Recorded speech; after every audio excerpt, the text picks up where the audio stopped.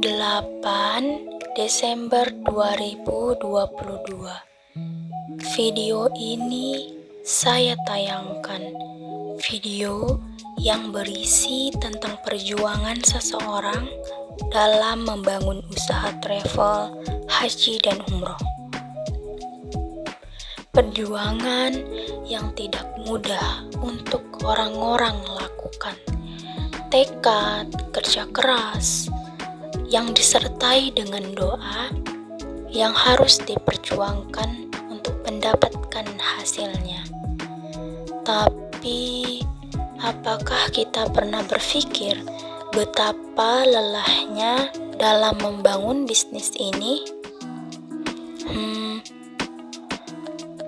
Inilah hasil perjuangan dari Bapak Haji M. Amin MA. Wah, besar sekali ya.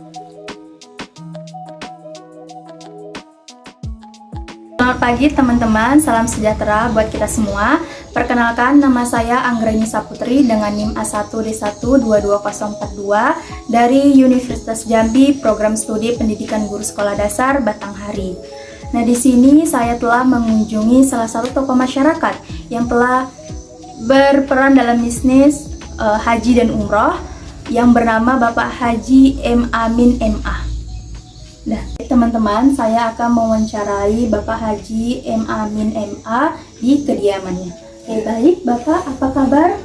Baik Mbak ya. Sehat? Alhamdulillah. Baik, saya ada beberapa pertanyaan, yaitu 5 pertanyaan yang akan saya tanyakan kepada Bapak dan mohon untuk dijawab, Bapak. Iya, baik. Baik, pertanyaan pertama adalah awal mula perjalanan Bapak dapat membangun bisnis haji dan umroh hingga menjadi sebesar ini apa ya, Bapak? Baik, Assalamualaikum warahmatullahi wabarakatuh. Selamat pagi buat kita semua. Memang perjalanan membangun travel haji dan umroh ini cukup mengesankan gitu ya. Karena memang dulu saya pertama haji itu tahun 90 ya, haji, kemudian umroh gitu, hampir setiap tahun saya berangkat haji dan umroh gitu ya. Sudah dari lama berarti? Sudah dari lama, tahun waktu saya masih kuliah di Timur Tengah waktu itu. Nah, kemudian saya melaksanakan perjalanan haji dan umroh ini dan saya melihat bahwa ternyata prospeknya cukup bagus ke depan, karena bertambahnya jemaah haji ya, bertambahnya jemaah umroh sampai jutaan jemaah. Banyak sekali. Banyak sekali ya. Karena barangkali kenapa masyarakat termotivasi untuk haji dan umroh ini, karena dia bagian daripada nilai-nilai ibadah dalam ajaran Islam.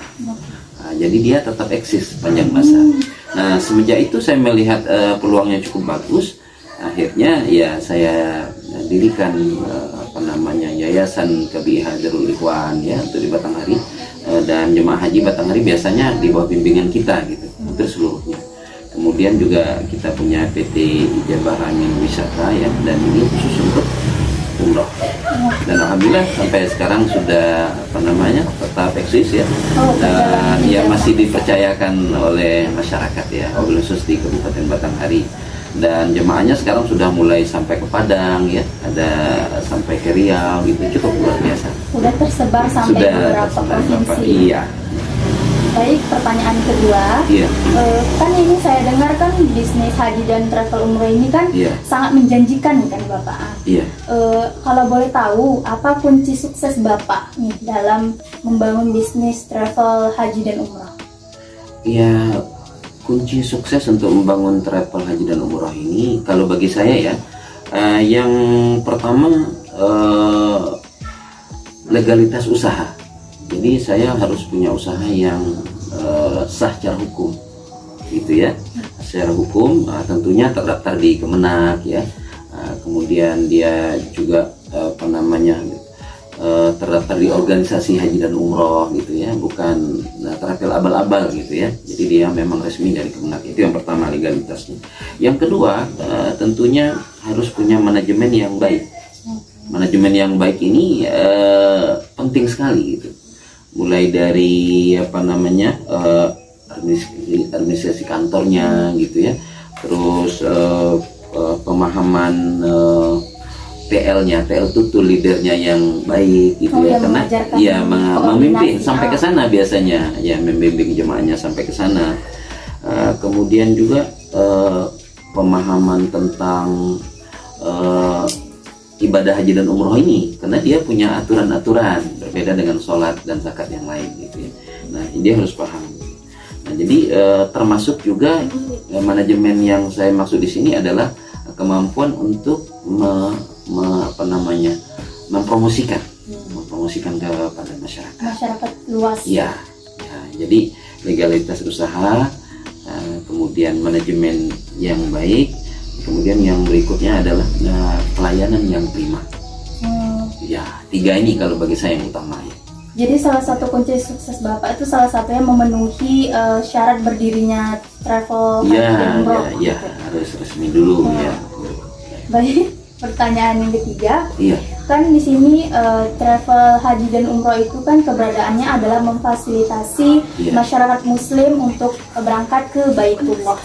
Nah, apakah ada kendala selama menjalankan bisnis travel haji dan umroh? Nah, kalau saya pikir dalam semua usaha itu pasti ada kendala.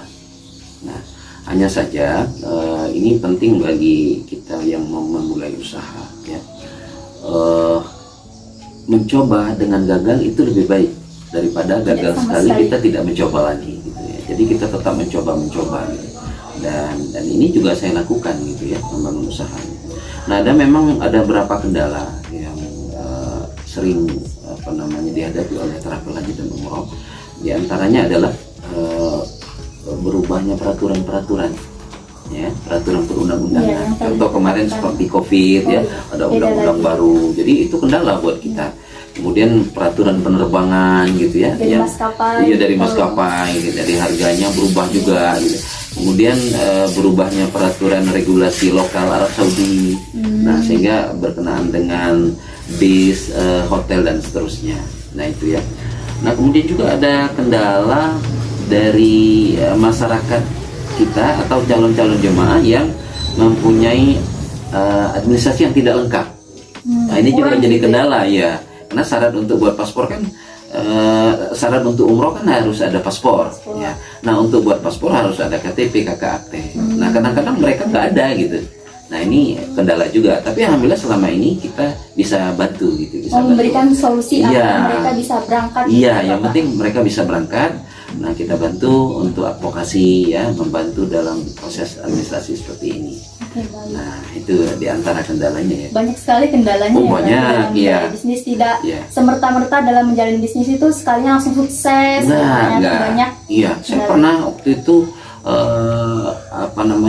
tidak ada jemaah. Gitu. Sama sekali? Iya, sama sekali. Kita pelajari lagi kenapa seperti itu ya. Dan kita belajar lagi. Alhamdulillah kemarin kita baru pulang bawa jemaah 120 jemaah. Masya Allah, banyak sekali ya. Banyak sekali, alhamdulillah ya. Itu dari beberapa daerah berarti? Iya, bukan hanya ada di Batanghari saja. Tapi mayoritas dari Batanghari. Bapak memprioritaskan prioritas yang dari Batanghari. Batanghari. Iya. Baik, pertanyaan selanjutnya ini mengenai tips dan trik nih Bapak. Iya.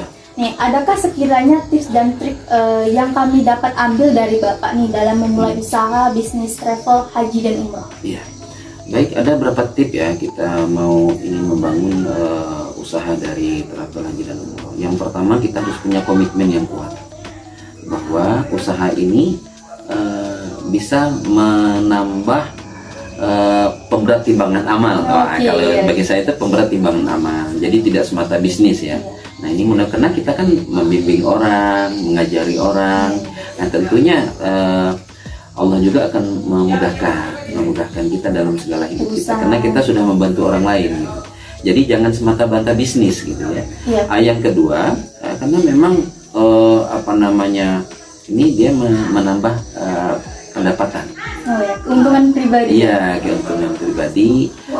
Keuntungan pribadi dan cukup luar biasa. Semakin banyak jemaahnya, semakin besar keuntungannya gitu ya. Nah, kemudian apalagi ya? Fokus. Kita juga harus fokus gitu. Jadi fokus dalam segala hal. Jadi jangan setengah-setengah. Jadi kita memang all out gitu ya. Nyari jemaahnya juga gitu kan. penyampaian materinya, membimbing jamaahnya mulai dari Jambi ke Jambi lagi gitu ya. Oh, iya. Ya, jadi ya. Nah, kemudian juga termasuk harus bersabar. Itu sabar itu penting. Mungkin dalam semua usaha harus ada nilai ketahanan jiwa kita. Jiwanya, mental spiritualnya harus kuat gitu ya. Kenapa? Karena kadang-kadang yang kita bawa orang yang bukan berpendidikan. Ya, ada juga yang mungkin dia dalam kondisi yang sakit gitu ya. Ada juga yang temperamen tinggi gitu ya. Emosi yang sangat tidak. Iya. Nah, jadi kita harus bersabar menghadapi mereka. Jadi karena kita memang sudah berniat ingin mengabdi buat masyarakat. Nah, jadi tantangan-tantangan seperti ini itu menjadi kenikmatan tersendiri gitu ya. Karena kan kita harus mempelajari juga karakter beberapa orang. Ya, itu harus ada yang orangnya memang benar-benar yang paham tentang agama sana, ada yang beberapa tidak. Iya, gitu Pak. Pertanyaan terakhir nih Bapak. Kan udah diceritakan tadi Bapak ternyata banyak sekali jemaah yang dari Batanghari ataupun beberapa daerah. Nah, bagaimana sih cara Bapak untuk menjaga kepercayaan konsumen Bapak? Ya, yang pertama kita punya grup ya. Kita punya grup alumni gitu ya. Jadi menjaga silaturahmi. Jadi silaturahmi itu harus dijaga. Nah, kemudian juga kita juga membentuk forum-forum alumni tadi di samping WA ya kita punya forum juga.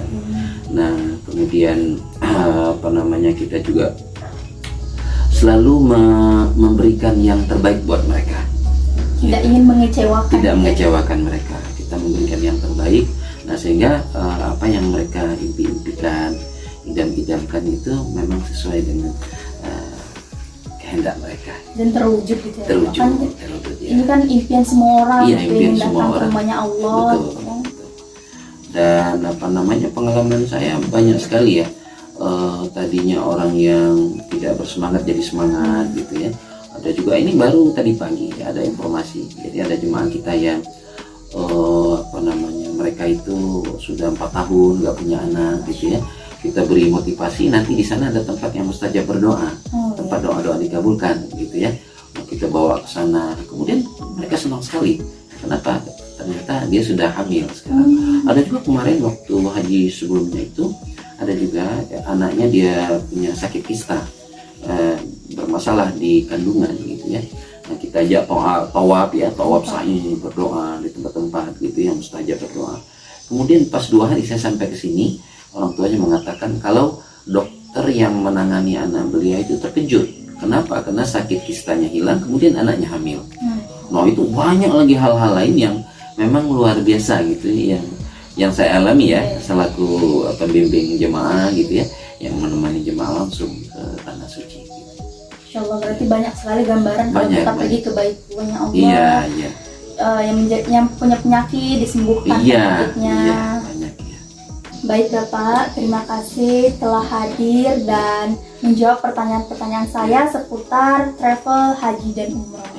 Semoga ilmu ini sangat bermanfaat buat kita semua dan tentunya semoga bisnis Bapak dapat berjalan dengan lancar dan tahun ini banyak rombongan haji yang bakal berangkat ya Bapak. Ya, insya Allah rencana nih tanggal 29 Januari bisa berangkat. Oh, bentar lagi. Iya, bentar lagi. Tiap bulan biasanya. Oh, tiap bulan. Kalau mau ikut boleh. Maunya sih gitu ya Bapak. Iya. Kalau ada insya Allah peluangnya dan keuangan yang bagus bisa insya Allah. Terima kasih teman-teman telah bersama saya dalam mewawancarai Bapak Haji M. Amin MA dalam mewawancarai seputar pertanyaan travel, haji, dan umroh. Sekian dari saya. Semoga wawancara ini dapat bermanfaat bagi kita semua. Saya akhiri. Wabillahi taufiq walhidayah. Wassalamualaikum warahmatullahi wabarakatuh.